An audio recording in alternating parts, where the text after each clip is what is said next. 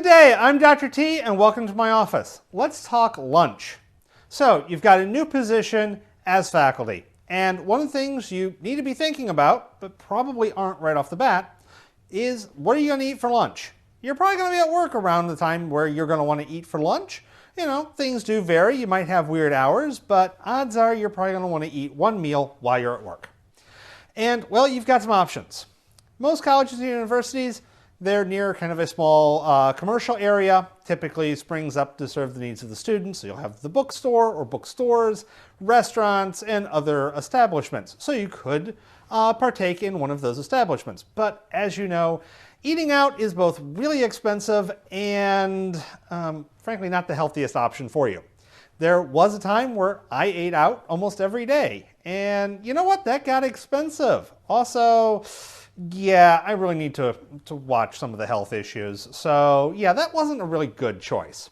So you've got a couple other ones. And the fact that you're at a college or university may give you some other options. Depends on your institution. But especially if you're at a residential school, where students live on campus, then they'll probably have some form of dining hall or other university cafeteria. And, well, they may well have a very reasonably priced faculty dining option there, some form of meal plan.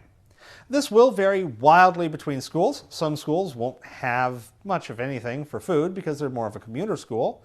Other schools will have a dining hall but no faculty meal plans, and frankly will express that you're not really welcome there. But quite a few will welcome you to their dining halls and create a very reasonably priced meal plan such that it's actually reasonably affordable to eat there on a regular basis.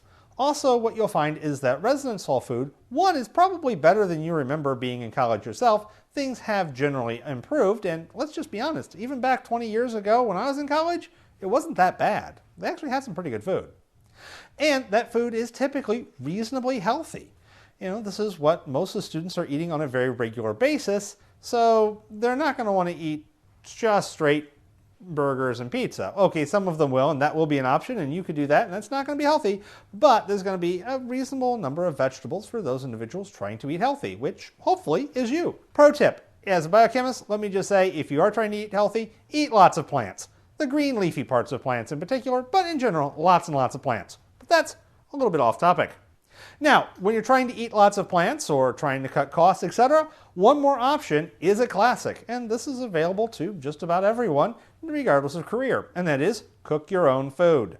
So you can do some nice meal prep. That's exploding all over YouTube and the interwebs as we speak. Or, of course, you can grab a TV dinner. Let's just be honest, though. If you're grabbing the TV dinner, pay close attention to how much those things actually cost and the nutritional benefits of those things. You might be better off just going to the residence hall and eating there, or frankly, in some cases, maybe even eating out, depending on where you're going. Because, once again, check the price on those TV dinners. They're quite often a little bit pricey. But if you're cooking for yourself or you're cooking as a family, you can save some of the food as leftovers, chuck that in the fridge or freezer, depending on what it is, and there is lunch. Or, like myself, cook up a big batch of stuff, freeze it, and then grab some of one thing or some of the other. Do I want cabbage roll stew? I'll grab that today. It's in the freezer. Oh, do I want tacos? Hey, they're already in the freezer. Take those. It does take a little bit of time getting this set up, and I will let you peruse the meal prep options all over the internet for your thoughts on that one.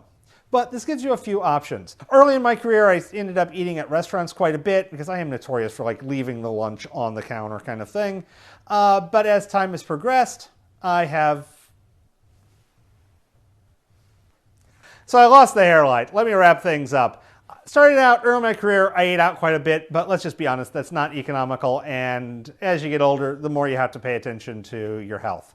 So have a wonderful lunch, and I'll go plug in the hairlight.